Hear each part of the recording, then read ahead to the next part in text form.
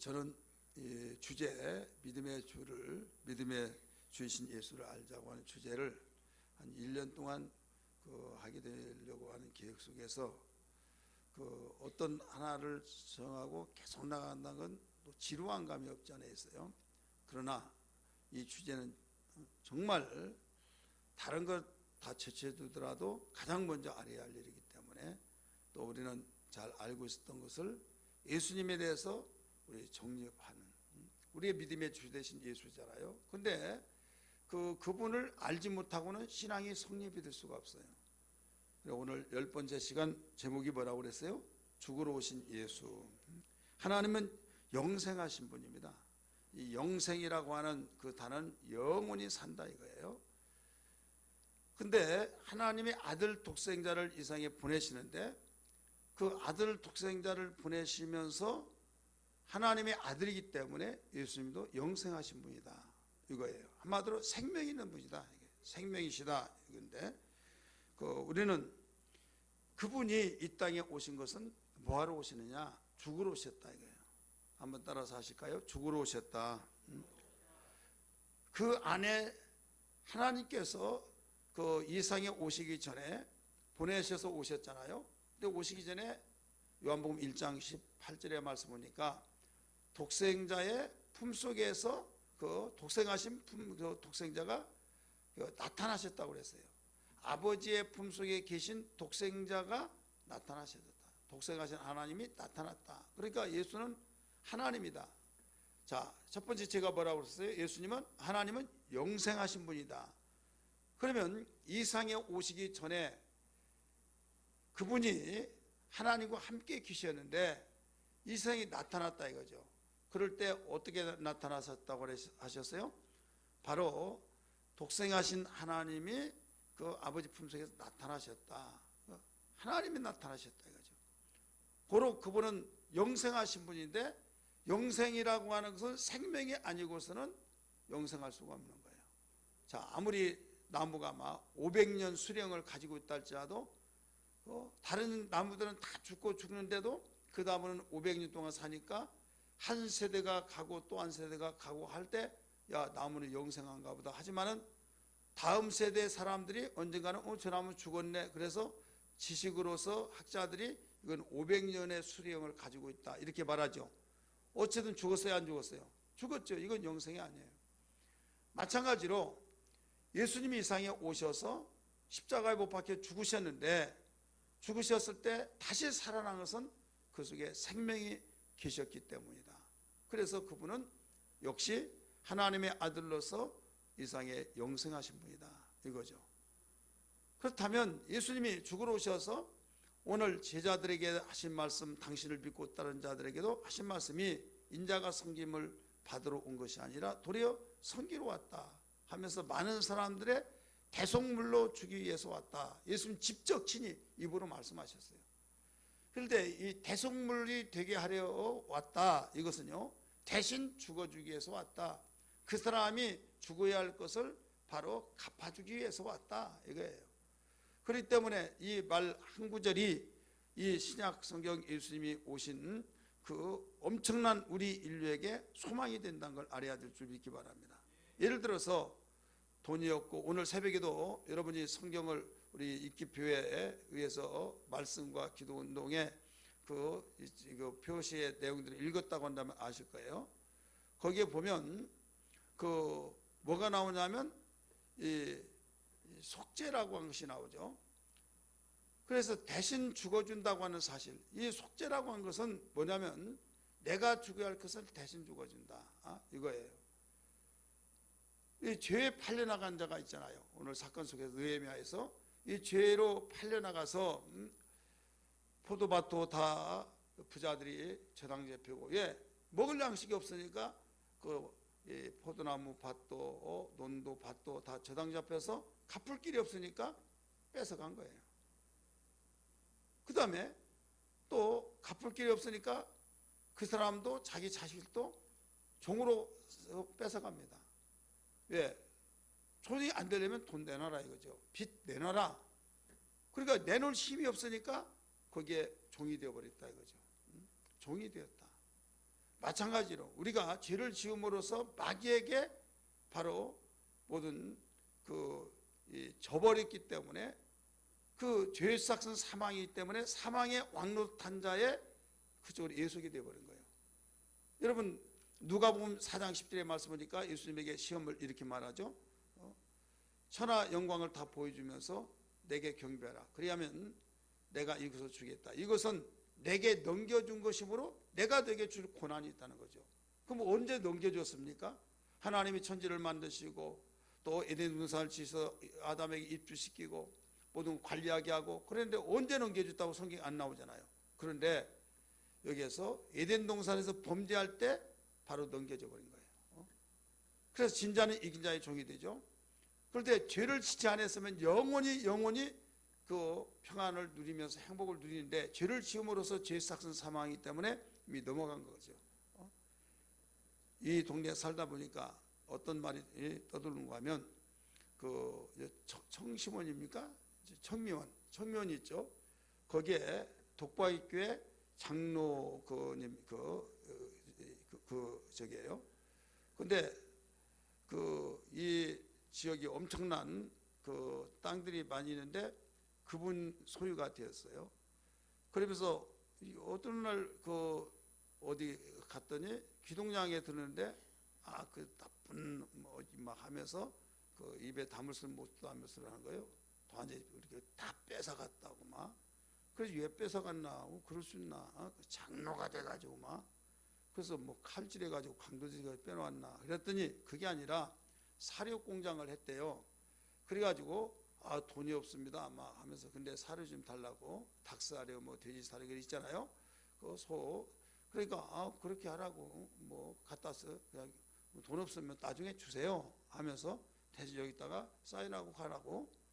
그래서 가지고 왔는데 어느 날 그게 완전히 이 경매로 넘어가 가지고 날라왔더라 이거죠. 그러더니 자기가 다 가져가 버렸다 이거죠. 그러니까 뭐냐면 그게 사인하라고 한 것이 뭐냐면 거기에 읽고 사인을 해야 하는데 읽고 하지 않냐고 그냥 사인하라고 한 내용이 그런 내용이에요. 그래 그것뿐이 없는데 오늘날 그렇게 되었다 이거죠. 그래 뺏어갔다 막 이렇게 말하는데 사실 뺏어간 것이 아니라 나중에 나 모르고 그랬다. 그러면 돈을 갚으시오. 그러면 갚으면 다시 찾아요 안 찾아요? 찾아서 찢는 거예요. 근데 돈은 없지. 그 갚을 길은 계속 안 갚고 그러니까 나중에 경매를 붙여서 이 법원에서 날라오는 거예요. 그래서 갚을 거리 없다 보니까 경매에 이제 진행되어서 결국 누가 경락을 받고 이제 다 없어지고 이제 이렇게 되어지면서 뺏어갔다 이런 말을 합니다. 자, 여기서 합법적인 거예요. 이건 합법적인 거. 그래서 하나님께서 우리에게 가르쳐 준 것은 뭐냐면 네가 죄를 짓기 전에 네 마음대로 하는 거죠. 자, 우리가 빚을 지면 내 집도 밭도 마음대로 할 수 있지만은 이미 저당을 잡아가지고 갚을 길이 없으면 내가 원치 않지만 넘어간 거예요. 마찬가지로 하나님께서 우리에게 죄를 짓지 말아라 하는 이유는 에덴 동산에서 너 영원 뭉툭 행복하게 살아라 이거예요. 근데 죄를 짓는 자는 정령 죽으리라 말씀했잖아요. 죄를 짓는 순간에 넘어가 버렸어요. 누구에게 넘어가느냐? 마귀에게 넘어가 버린 거예요. 마귀에게 넘어가서 내게 경배하라 절하라 그러면 내가 이 모든 걸 내게 주겠다. 그러면 이것은 내게 넘겨준 것으므로 내가 내게 줄 고난이 있다는 거죠.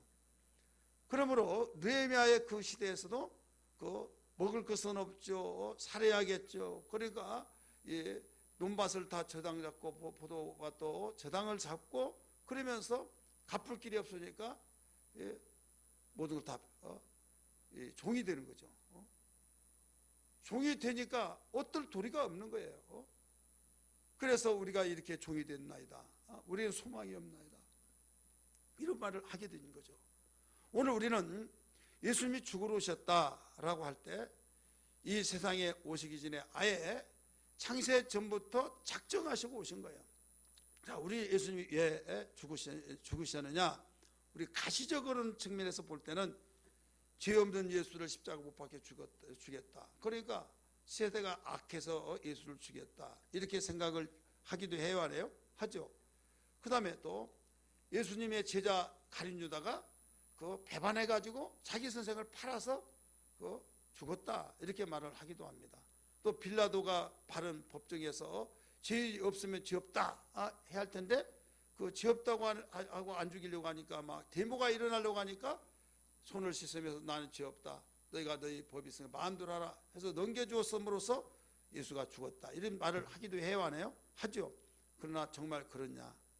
그 말은 가시적인 측면에서는 맞지만은 근본적인 면에서는 죽으러 오셨기 때문에 이 시대가 악하지 않은다 할지라도 어떤 상황 속에서 악하게 되어져서 예수는 죽습니다.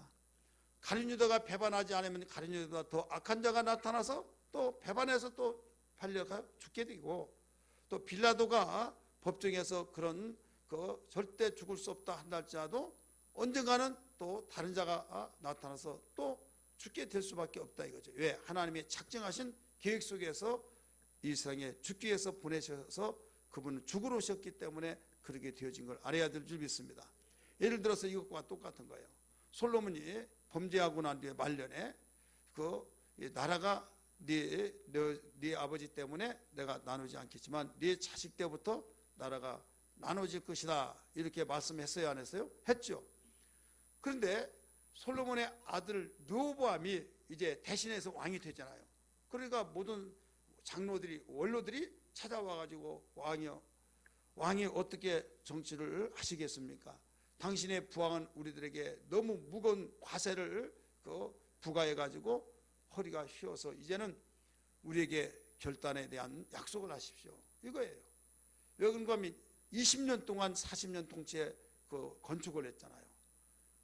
성전 공사 7년 또 자기 왕궁 13년 그래서 20년 동안 하다 보니까 공중에서 뭐 툭 떨어져 나온 거 아니잖아요. 세금을 부과해서 그걸 가지고 하다가 보니까 너무 허리가 휘어서 이제는 못 살겠다는 거죠. 그럼 우리에게 이렇게 약조하세요. 우리는 나는 안 하겠습니다. 이렇게 하면 우리가 당신을 왕으로 받들 것이고 그렇지 않으면 우리는 당신을 왕으로 받들지 않겠습니다 라고 말했어요. 그랬더니 3일 후에 오라 이렇게 말했어요. 그런데 젊은 자기 동료들 있죠. 친구들한테 물어봤어요. 원로들이 와서 이렇게 요구하는데 어떻게 했으면 좋겠냐 물어보니까 야 그런 말을 듣지 말라. 그 아버지가 우리말로 쉽게 말한다면 그 채찍으로 다스렸으면 너는 몽둥이로 다스려라 이거예요. 그리고 이 정갈로 다스렸으면 너는 그보다 더 센 정갈로 다스리라 하면서 아예 세상 말로 말하면 군기가 빠져서 그렇다 하면서 강하게 밀어붙이라. 거기에 한 가지 물렀으면 계속적으로 요구한다 이렇게 가르쳐 준 거예요. 3일 후에 아무 소식이 없으니까 원로들이 찾아옵니다. 어떻게 되셨습니까? 3일 후에 오라고 그래서 왔습니다 했더니 그 말을 한 거예요. 젊은 자기의 동료 소년들이 하는 말을 그 정책을 택해 가지고 말을 합니다. 그랬더니 이제 우리는 당신을 왕으로 섬길 수가 없습니다 해서 그 솔로몬 왕 때 이 반역을 일으켰던 여로보암이라는 장군이 애굽으로 도망가는데 그들을 데려다 놓고 이게 우리 왕입니다 하면서 12지파가 10지파로 완전히 끊어져 나가 가지고 베냐민과 유다 지파만이 남아서 왕으로 르호보암을 세웠어요. 그러니까 10지파가 많습니까? 2지파가 많습니까? 10지파가 많죠. 그러니까 숫자적으로도 영토적인 면에서 훨씬 많아요. 그럼 우리는 거기에서 왜 나라가 나눠지느냐 이렇게 물어본다고 한다면 뭐라고 할까요? 왜 나눠졌냐? 여기서 볼 때 가시적인 측면에서는 정책을 원로들의 말을 듣지 않고 소년들의 말을 들어서 그랬다 이렇게 말할 수밖에 없는 거예요. 맞아요? 들려요? 맞죠? 그러면 하나님께로부터 나왔다고 하는 말씀은 뭐예요? 그가 솔로몬의 범죄로 말미암아 하나님께서 말씀하신 것이 네가 이런 짓을 했으므로 나라가 나눠질 것이다 이렇게 말씀을 하셨어요. 그러면 뭐가 먼저입니까? 바로 솔로몬 때문이죠. 근데 눈에 보이는 가시적인 것은 정책을 잘못해서 그렇다 그 말도 맞지만은 근본은 아니다 이거예요. 마찬가지예요. 예수가 이 세상에 오셔서 죽었다. 왜 죽었느냐? 이 세대가 예수를 바로 악한 세대이기 때문에 죄 없는 예수를 죽였다. 가룟 유다가 배반해서 팔려서 죽었다. 빌라도가 그 옳은 판결을 하지 않고 민심에 의해서 자기 자리가 위태로울까 봐 죽였다. 그렇게 판결해서 죽었다. 이런 식으로 말을 한다 이거죠. 물론 우리는 가시적인 면에서는 맞지만은 거기서 만약에 하나님이 절대 죽기 위해서 보내지 않았더라면 죽어야 안 죽어요? 절대 안 죽습니다. 근데 내가 온 것은 섬김을 받으러 온 것이 아니라 섬기려 하고 도리어 섬기고 많은 사람들을 위해서 대성물 되기 위해서 왔다 하셨기 때문에 어차피 죽는다 이거죠. 죽기 때문에 악한 세대가 아니라 할지라도 어느 순간에 악한 세대가 되게 해서 죽게 하시든지, 가룟유다가 아니었더라면 다른 자가 배신해서 죽게 하든지, 꼭 뭐 가룟유다가 죽이리라 팔리라 하지 않았잖아요. 그 다음에 또 뭐라고 그랬어요? 그 빌라도가 그런 판결을 내지 않았더라도 그 자리를 다른 법관을 세워서 더 강력하게 어떤 판결을 해서라도 죽게 만든다 이거죠. 그렇기 때문에 하나님께서 죽기 위해서 보내신 만큼 그분은 죽게 되어 있다 이거예요. 이 가시적인 것을 보기 이전에 하나님의 것을 보면 순서대로 이렇게 풀려나가는데, 그렇게 보지 않으면 결국 뭐 때문이냐? 세상 사람 보는 것과 똑같죠. 그래서 예수님이 이 세상에 오신 것이 우리를 구원하러 오셨다 하는 거 맞아요. 그런데 마귀를 멸하러 왔다, 그 말도 성경에 나오잖아요. 그럴 때 마귀는 이 세상에 바로 창조되지 이전에 그 피조물이었고, 우리 인간은 6일 창조 안에 피조물이다 이거죠. 그래서 지난번에 심판에 대해서 말씀드렸어요. 심판은 세상을 완전히 심판해 가지고 악인과 의인을 딱 갈라놓고 이렇게 생각했으나, 하나님께서 아들 예수에게 심판하는 권세를 주셨고, 심판을 하신 것은 누구를 심판한다고 그랬어요? 심판에 대하라 함은 뭐라고 그랬어요? 세상 임금이 심판을 받았느니라. 그래서 마귀가 심판을 받는 거, 마귀를 심판하러 왔다, 이걸 가르쳐 주고 있죠.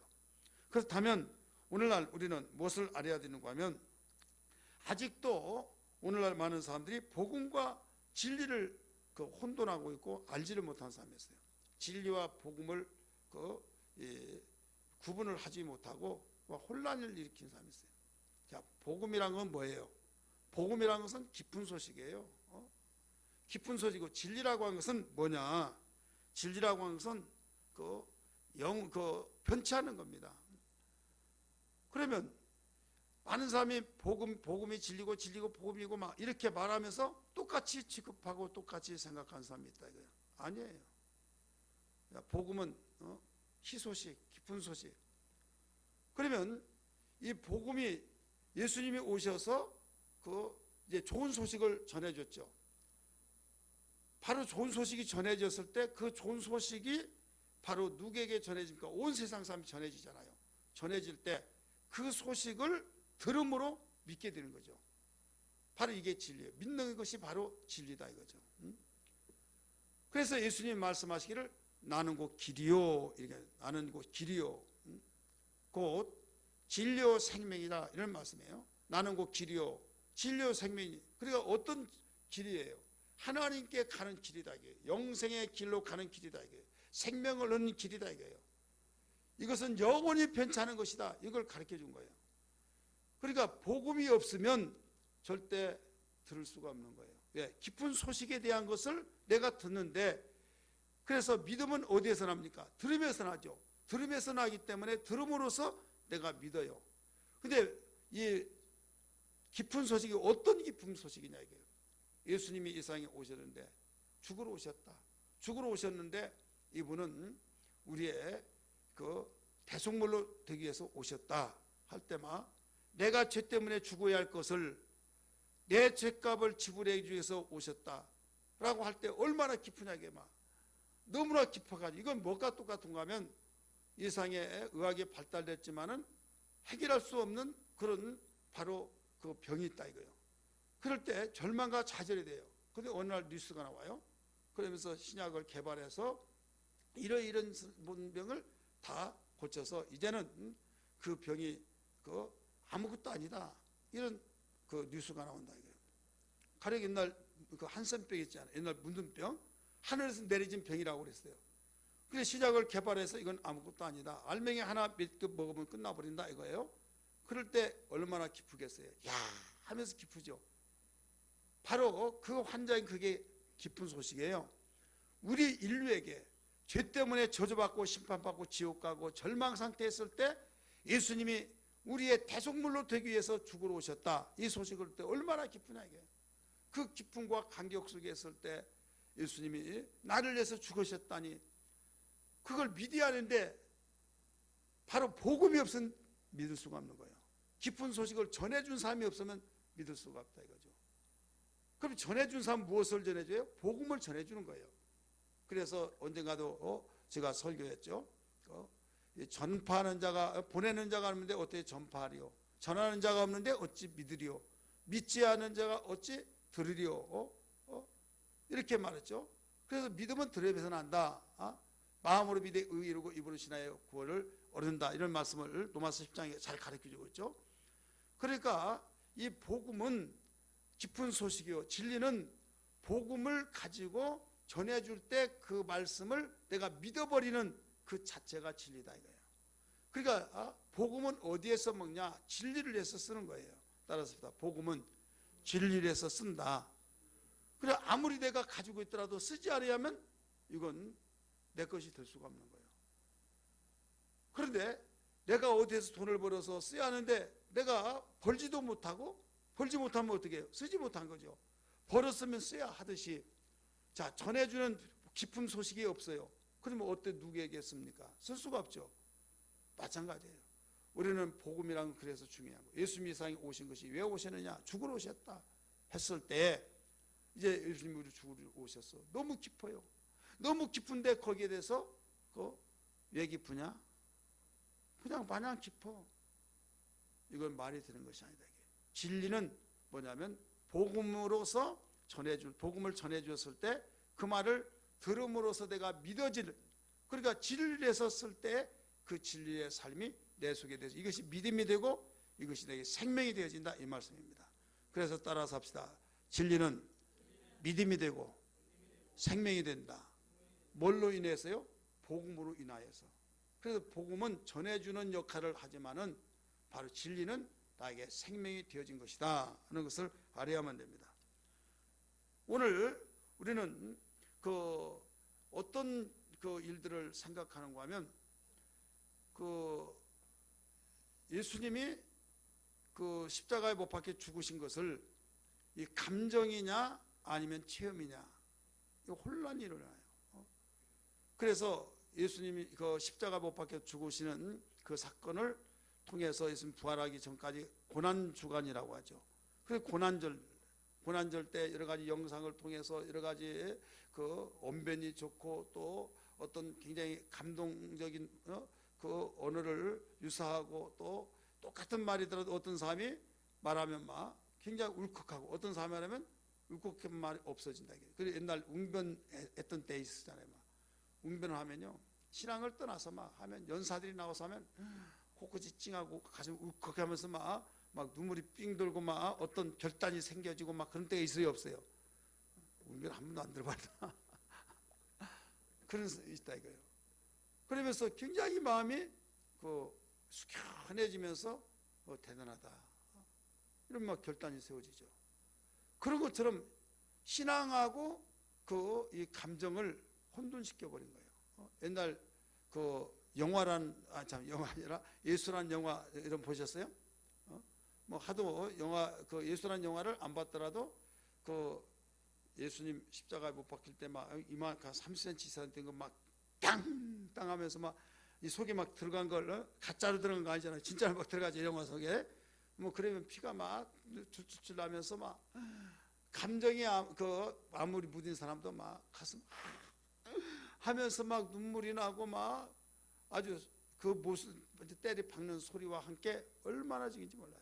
주일학교 학생들 보여주면 엉엉 울고 그러면서 많이 울었다고 해서 믿음이 좋다고 대단했다고 하고 이런데요. 우리는 여기에서 분명히 혼돈되지 말아야만 됩니다. 따라서 합시다. 감정과 체험은 다르다. 감정과 체험을 여러분 구분시켜서 볼 줄 알아요. 감정이 신앙인 줄 알고 있습니다. 아니에요. 감정 때문에 망한 사람이 얼마나 많은지 몰라요. 예를 들어서 TV에 보면 브라운관 있죠. 그럼 이 TV를 키면 브라운관에 세계 모든 것이 시청할 수 있도록 있어요. 그런데 내가 시청을 하면서 뭐 드라마를 봤든 뭐 어떤 그 참 감동적인 사건을 봤든 그러면 그 드라마를 보고 막 눈물이 나고 울컥하고 막 어떤 사람들 드라마 보고 운 사람이 있어요, 없어요? 있죠. 막 훌쩍훌쩍 막 괜히 눈물 나가지고 막 울면서 막 그러면서 굉장히 나 감동받았다 막 이렇게 말해야 해요. 하죠. 근데 그 감동을 받았다고 하지만은 그게 체험은 아니잖아요. 체험이에요? 아니죠. 그냥 그 영상을 통해서 내가 느껴지는 감동 속에서 그 감정 속에서 거기에 슬픈 내용이면 슬프고 기쁘면 기쁨의 감격 속에서 그 사건 속에서 감정이 찡해지는과 동시에 느껴지면서 눈물도 나고 어떤 사람은 훌쩍훌쩍 막 콧물 눈물을 막 흘리면서 눈물을 훔친다 이거죠. 자, 이게 오늘날도 예수님에 대해서 그 붉은 피 막 하면서 그 예수님이 이렇게 피를 흘려서 막 이렇게 죽으시고 요즘 피는 붉은 거예요. 근데 구태 막 붉은 피를 흘리고 막 하면서 굉장히 그런 저런 말을 했을 때 그 말에 의해서 이 눈물에 폭포수가 하나 들 정도로 그 눈물 잔치를 하고 있다 이거죠. 그러면 그때 눈물을 흘리면서 너무나 가슴이 찡했어. 그러면서 거기에 대해서 은혜 받았다고 하는데 정말 그게 은혜 받은 거냐? 이건 우리는 바로 알아야 된다 이거죠. 그게 은혜가 아니다 이거예요.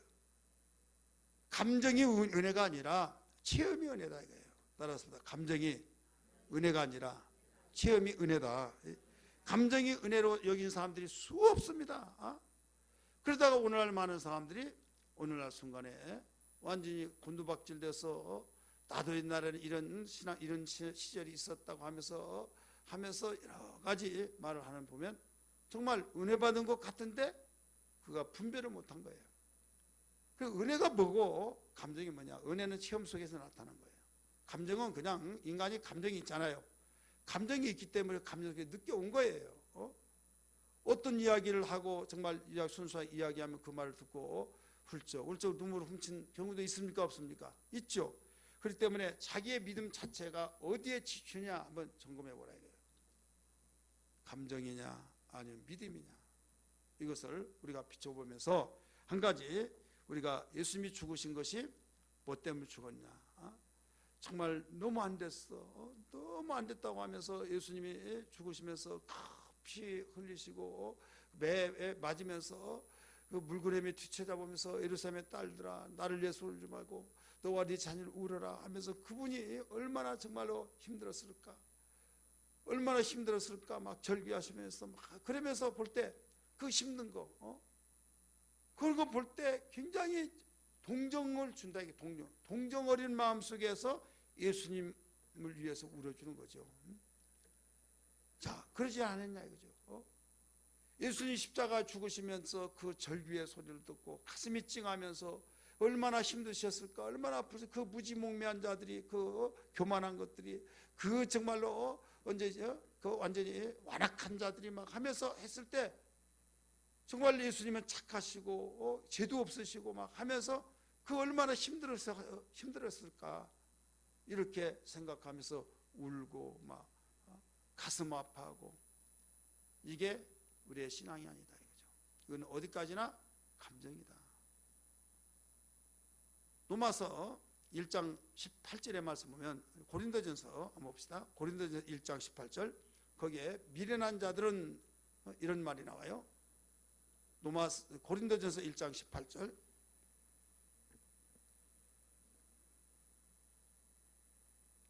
같이 읽습니다. 시작. 십자가의 도가 멸망하는 자들에게는 미련한 것이. 아멘. 십자가의 도가 예수님이 십자가 못 박혀서 죽으신 그 사건이 멸망하는 자들에게는 뭐라고 그랬어요?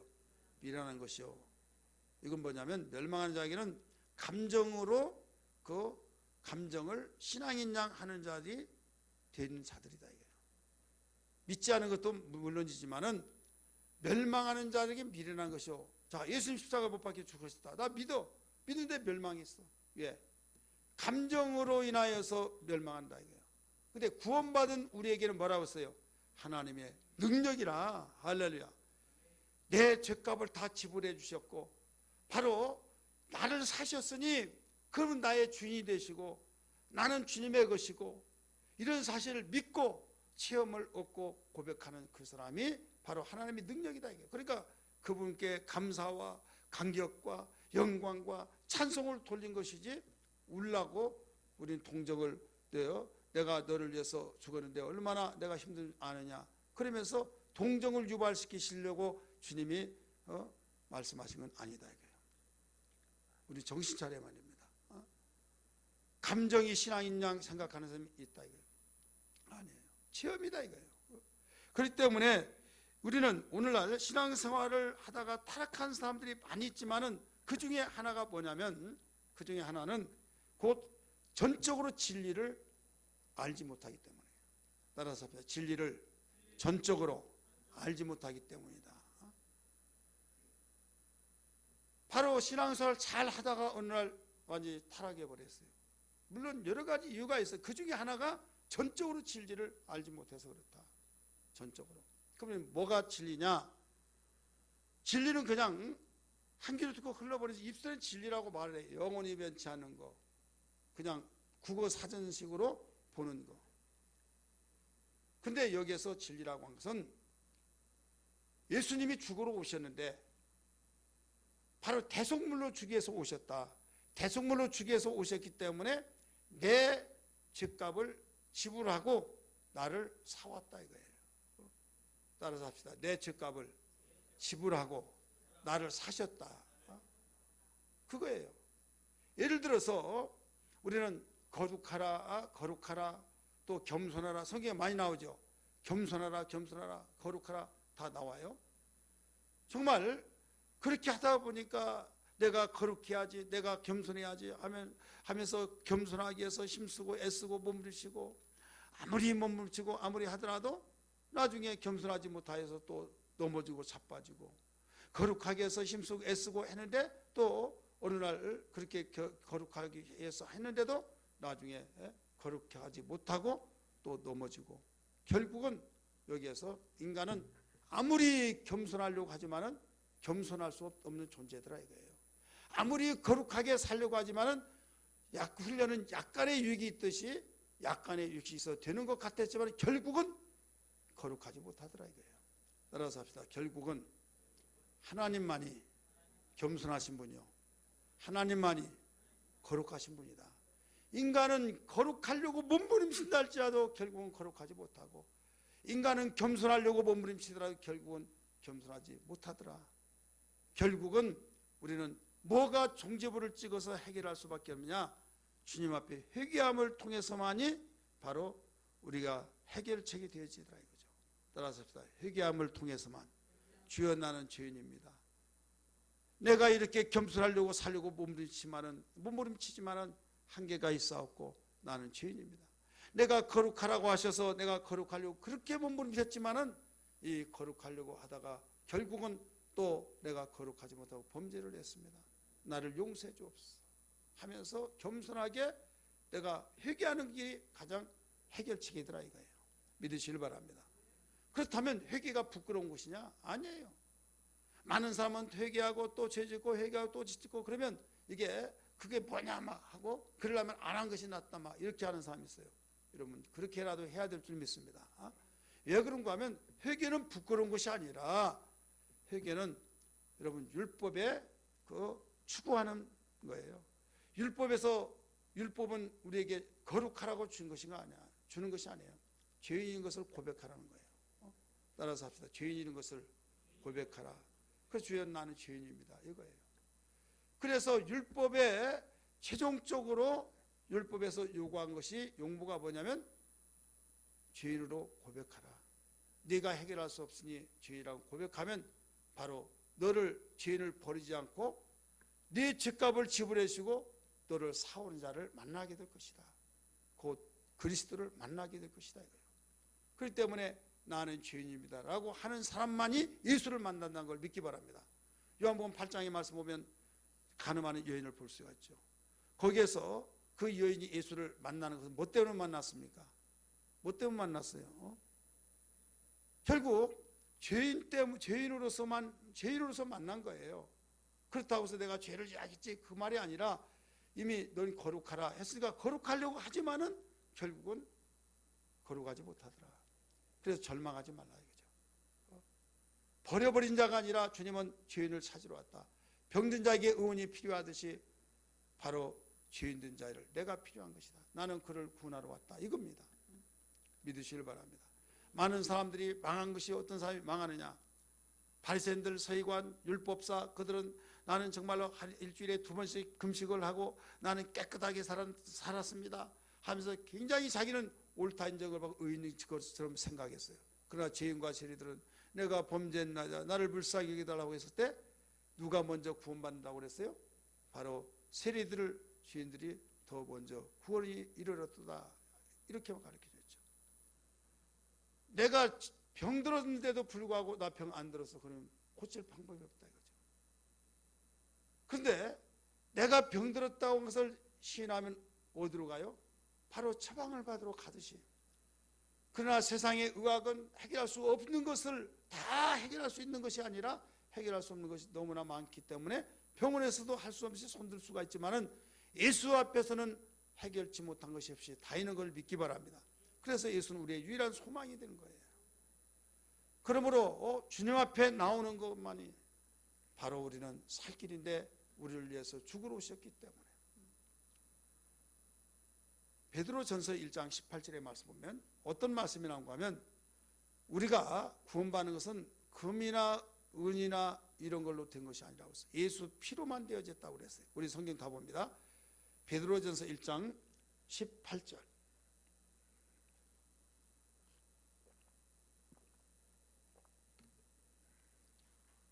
읽습니다. 읽으세요. 시작.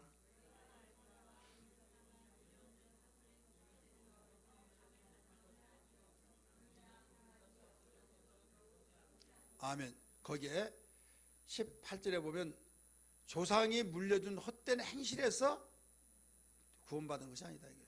조상이 물려준 것은 너 이렇게 살아라 이렇게 살아라 이렇게 살아야 너 복받고 이렇게 살아야 너 의롭고 네가 거룩해져서 네가 산다.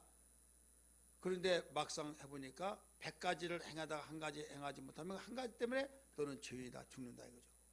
그래서 결국은 조상들이 물려준 것이 헛된 행실이다 이거예요. 거기에서 나온 것이 아니라 대속함을 받은 것이다. 대속 뭐냐면 바로 구속을 받았다. 대가를 지불해 저들을 사와버렸을 때 그렇게 해서 해결된 것이다. 그런데 그것은 금같이 없어진 것으로 된 것이 아니다. 금이나 은같이 없어진 것은 아니다. 금은 다른 것보다 오래가죠. 영원하죠. 그런데 세상 있을 동안만이 금이 필요하다는 걸 믿기 바랍니다. 근데 예수의 피는 영원한 거예요. 따라서 합시다. 예수의 피는 영원하다. 자, 그리스도의 피를 보혈이라고 합니까? 안 합니까? 보혈이라고 하죠. 그리스도의 피를 보혈이라고 하는 것은 왜 보혈이라고 합니까? 보혈이라고 하는 것은 거룩한 피라는 거예요. 따라서 거룩한 피다. 그래서 이 말은 무슨 말인가 하면 사람의 피와 그리스도의 피는 다르다 이거예요. 사람의 피는 놓아두면 증발돼서 없어져 버립니다.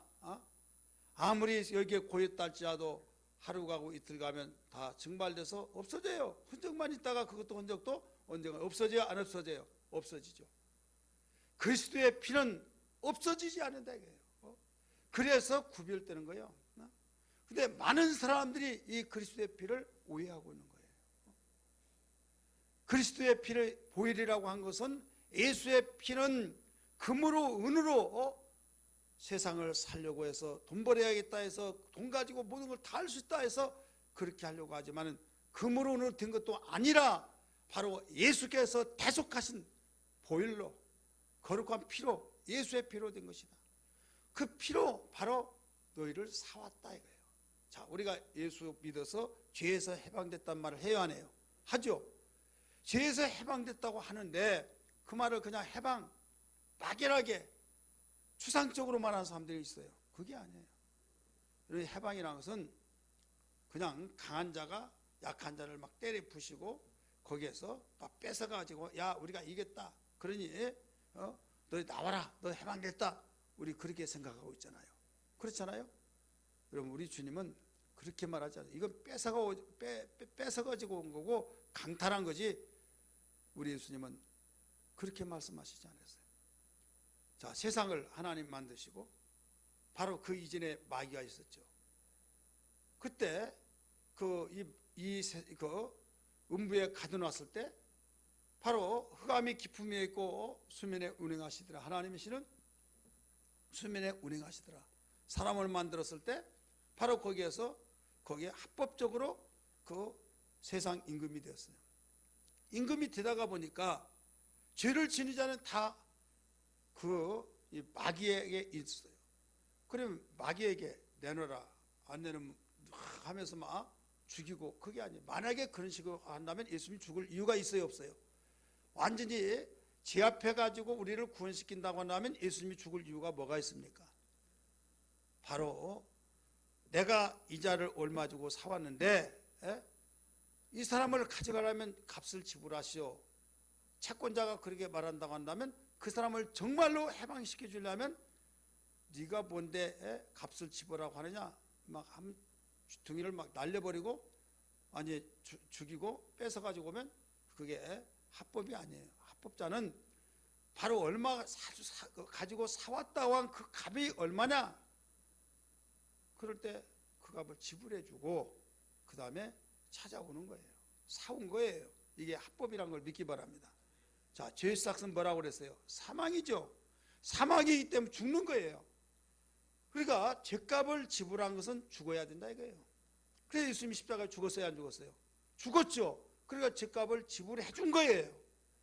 그래서 죄값을 지불해 주고 사왔다 이거예요. 그래 예수님이 나의 주인이다 이 말이 그냥 내가 예수님이 되니까 내가 예수님 모시겠습니다 이런 식으로 생각하면 안 되는 거예요. 지금 여기에서 내가 죄값을 지불하고 사왔다 이 사건에 그 용어가 성립된 것은 그 당시에 노예제도가 있었죠. 노예제도. 노예를 돈 주고 사왔잖아요.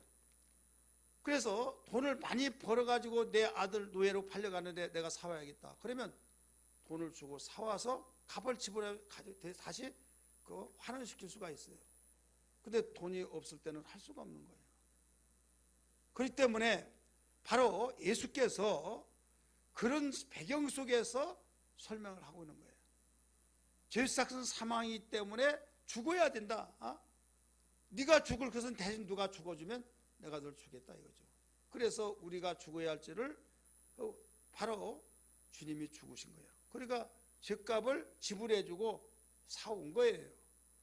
그걸 알았을 때 주여 내가 무엇이건데 주님이 나를 위해서 죽으셔서 나를 바로 사오셨습니까? 나를 사오셔서 나를 죄값을 지불해 주시고 나를 사오신 걸 감사합니다 하면서 이제는 나는 내 것이 아니라 주님의 것입니다.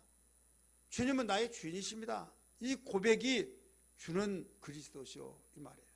나의 주인은 이제 주님이십니다. 나의 주인은 내 것이 아니라 바로 주님이 나의 주인이십니다. 그리고 이제는 내 것이 아니라 나를 사오셨기 때문에 나는 당신의 바로 소유물입니다. 당신의 나의 주인으로서의 나는 당신의 것입니다 이 말이에요. 이 고백 한마디가 우리는 구원의 역사가 있고 이게 진리가 되기 때문에 생명이 된 걸 믿기 바랍니다. 눈물을 흘려가지고 훌쩍훌쩍하고 눈물이 눈이 뚱뚱 붓고 막 아무리 눈물 보따리가 홍수가 졌다 할지라도 여러분 본물이 터서 홍수가 졌다 할지라도 여러분 이건 감정으로서 끝나버리면 지옥 갑니다. 그래서 십자가의 도가 미련한 자에게는 멸망이라고 그랬잖아요. 예. 눈물을 많이 흘려서 감동이 진하고 막 이렇게 울컥했다고 해서 믿음이 착각한다 이거예요. 아니에요. 이것은 멸망으로 가는 겁니다. 그러나 구원 얻은 자들에게 뭐라고 했어요? 하나님의 능력이라. 뭐가 능력입니까? 바로 하나님만이 바로 의인이신데 이 땅에 예수님이 오신 것은 육신을 입고 오셔야만 피를 흘려주실 수 있고 피를 흘려주신 것은 우리를 대속물로 주기 위해서 피를 흘려주셔서 내 죗값을 바로 지불해 주시고 나를 사오셨으니 이제는 나의 주인은 당신이시고 나는 당신의 것입니다 라고 하는 그 믿음, 이 소식을 전해줬을 때 그걸 믿을 때 진리가 되고 생명이 된다 이 말씀이에요. 이 사람에게는 하나님의 능력이 되어진 것을 믿기 바랍니다. 이 사실을 모르고 10년, 20년, 아무리 50년 동안 산다 할지라도 이 사람은 구원받을 수가 없는 거예요. 많은 사람이 감정과 그 체험을 혼돈하면서 참 멸망으로 가는 사람이 너무나 많습니다.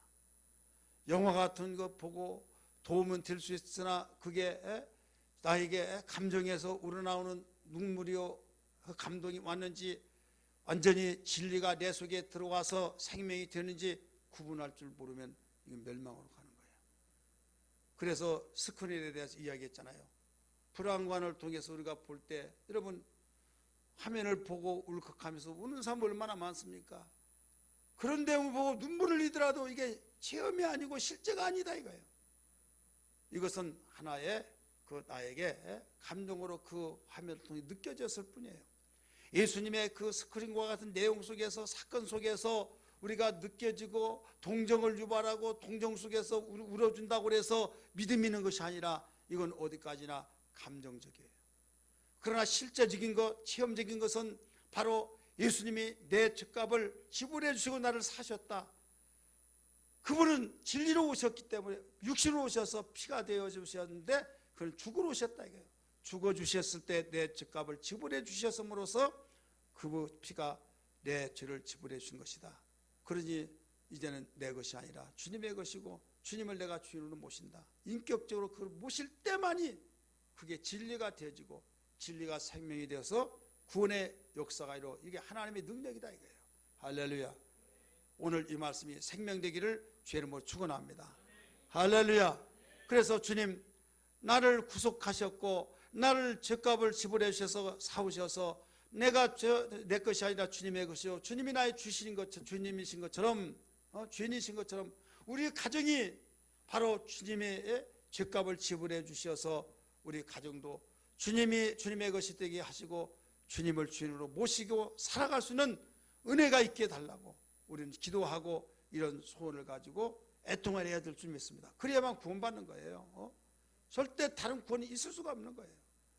따라서 합시다. 감정인지 체험인지 우리는 구분해야 된다. 어디에서 대부분 사람들이 믿다가 타락하느냐? 그 중에 하나가 진리를 너무 모르기 때문이다. 아까 말씀드렸죠. 진리와 복음은 다르다. 혼돈하지 말아라. 복음은 사건 속에서 깊은 소식을 말하고 있는 거예요. 절망과 좌절 속에 있을 때 어떤 무엇도 해결할 수 없는 가운데 예수님이 대속물로 되기 위해서 오셨다. 죽으러 오셨다. 근데 정말 죽으셨어요. 죽으셨을 때 얼마나 기쁘냐 이게 감격스럽죠. 그래서 전해줬어요. 전해줬을 때 그 말을 믿고 확실하게 인격적으로 그걸 영접했어요. 나를 위해서 죽으시는 걸 나는 이제까지 알지 못했다 이거예요. 자, 알지 못한 사람은 안 죽었습니까? 알지 못한 사람은 그 사람의 죗값을 지불해 주지 않았을까요? 알지 못한 사람도 바로 죗값을 지불해 주었을까요? 믿지 않은 여러분의 남편과 여러분의 지인, 여러분의 부모 형제, 믿지 않은 여러분 일가 친척의 죄는 지불해 줬을까요? 안 지불해 줬을까요? 그렇죠. 지불해 준 거예요. 지불해 주셨는데 이걸 믿지 아니함으로 바로 죄예요. 죄에 대하라면 저희가 나를 믿지 아니하며 바로 죗값을 지불해 준 사건을 믿지 않은 것이 죄다. 그래서 이 사건을 확실히 믿어요. 믿을 때 이것을 진리로 나에게 믿어버린 그 순간에 이게 바로 나의 생명이 되는 거예요. 그게 바로 예수의 피가 내 속에 있다. 귀신의 정체는요 무엇을 무수한 줄 아십니까? 이 예수의 피값을 반드시 확실하게 알 때 드러나는 겁니다. 감정 속에 운다고 해서 이런 귀신이 무수한 것이 아니에요. 귀신은 이 피의 복음의 사건을 확실히 통해 확실히 알고 나는 이제 죗값으로 예수님이 내 모든 걸 다 지불해주고 나는 주님의 것이다. 주님은 나의 주인이시다 할 때 생명이 빛이 되어서 바로 들어올 때 정체가 드러나 버리고 그는 한 길로 왔다 일곱 길로 떠나버린 걸 믿기 바랍니다.